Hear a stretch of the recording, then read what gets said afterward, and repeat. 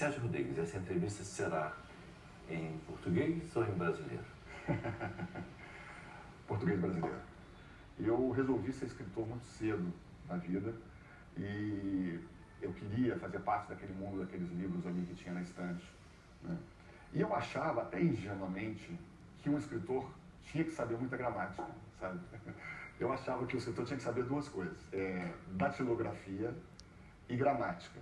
Era uma visão infantil, porque na verdade os escritores não sabem nem uma coisa nem outra em geral.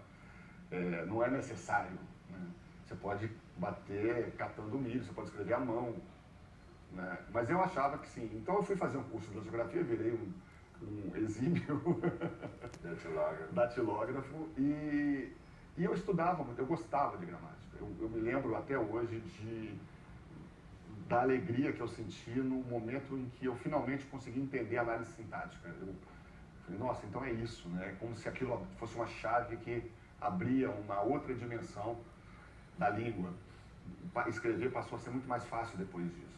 E comecei a estudar, aí eu virei um sujeito que comprava todos os livros de referência do assunto, comprava dicionário antigo em sebo, começou a estudar linguística, toda essa parte da sociolinguística.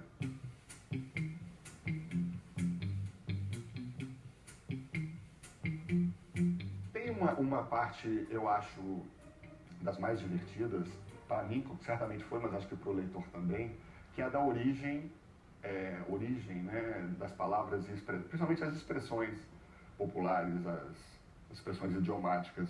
Isso é um estudo que está caindo em desuso, né? Não se usa mais estudar isso nas faculdades de letras hoje. Exatamente, fechar sem copas, fim da picada, acabar em pizza, né? Chorar pitanga. De onde vem essas coisas, né? Isso eu acho fascinante. Conto do Vigário.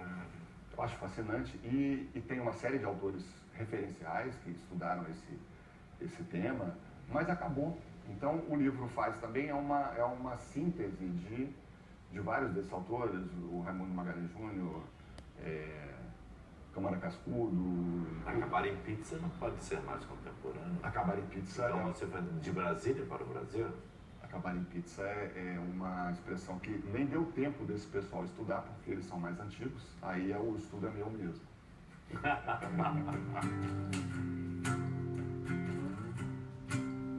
Quais são as diferenças maiores? A gente pode separar a língua brasileira da língua portuguesa? Olha, são variedades, né? É claro que nós falamos português, o fato do meu livro se chamar Viva a Língua Brasileira não significa que eu pregue uma independência linguística. Até há uns linguistas que pregam, mas eu não acho que seja nem correto, nem interessante para nós, a essa altura, uma separação. Acho que nós falamos português, agora é uma variedade já muito madura, muito própria do português, e eu acho que é bom que os brasileiros aprendam a valorizar e reconhecer isso. Nós somos uma língua que ama as vogais, né?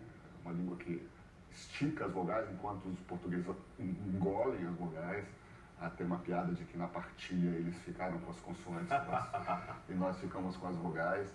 Eles têm uma cultura sintática muito mais sólida do que a nossa. Eles conseguem também construir uns textos mais armados, mais arquitetados sintaticamente, enquanto nós temos uma língua que é mais solta mesmo. Isso tudo eu acho muito bonito isso, assim, a variedade é muito bonita. O que dificulta mais para alguém aprender a falar e escrever bem português hoje? O juridiquês, a linguagem corporativa, as importações sem sentido de línguas estrangeiras? O que é pior? Difícil dizer o que é pior, Ednei. São pragas, né? São algumas pequenininhas, umas praguinhas, outras são pragas grandes, que vão acometendo, assim. Mas eu não sou alarmista em relação a nada disso. Eu acho que a língua ela tem força para passar por essas coisas. São os modismos, né? Mas eu fico me lembrando de, por exemplo, no final do século XIX, tinha uma grande gritaria contra o francês. Era justamente o idioma imperialista da vez, né? E tinha uma figura como o Antônio de Castro Lopes, que era um erudito. Machado de Assis adorava ironizar o trabalho do Castro Lopes. Era um erudito que ficava propondo palavras novas, neologismos, para substituir termos importados. Ele odiava os termos importados do francês. Eu falava, piquenique não. Aí Convescote ele emplacou. Foi criada pelo Castro Lopes. Abajur ele quebra a luz. Isso, mas a abajur era Lucivelo. Essa proposta do Castro Lopes que não pegou. Chofer, ele propôs Cinesíforo, que também não pegou. Mas ele emplacou o Convescote. Ele emplacou uma ou duas coisas, o que já é bastante, se você parar para pensar. Se nós formos aqui inventar palavras, isso não vai emplacar nada. Ninguém se lembra que abajur não é uma palavra da língua portuguesa. Passou a ser. Isso vai acontecer também com essa invasão das palavras do inglês, né? Eu acho que essa diversidade toda, ela precisa ser estimulada e estudada e tal. Agora, a educação é outra coisa. Ela vai te dar, ela não precisa achatar a diversidade, e ela não achata, né? A língua que o cara traz da família, do berço, ele vai levar para sempre. É uma coisa de quem ele é, né? Agora, ela vai dar para ele um instrumento de comunicação, de poder, de trânsito numa outra esfera que precisa ter também, que é parte da democracia. Quanto mais as pessoas dominarem o código culto, eu acho melhor para a sociedade, para uma sociedade que se pretende democrática. Porque você deixa de ser vítima da embromação dos grupos, né? Do cara que quer te dominar falando uma linguagem que você não entende, que você não alcança. A linguagem do poder é essa aqui. A linguagem do poder é a norma culta. Então, é importante, por exemplo, quando a linguística diz que uma pessoa que fala nós vai, né? Teve uma polêmica grande recentemente sobre o livro do MEC e tal. A pessoa que fala nós pega o peixe, ela não fala assim por ser burra, ela fala assim porque isso é uma gramática alternativa, né? Que ela trouxe lá de casa. As pessoas se entendem com essa língua, ela faz perfeito sentido. Ela apenas não é a gramática socialmente valorizada. Perfeito até aí.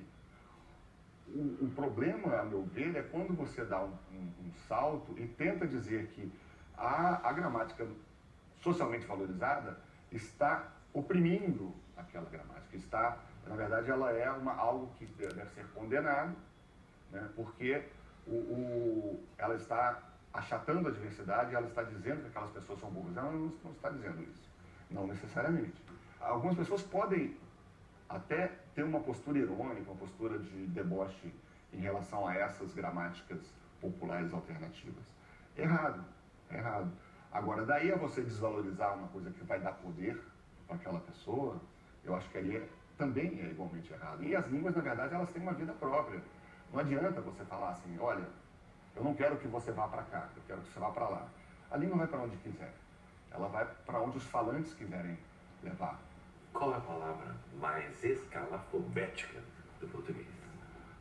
Com certeza, escalafobética.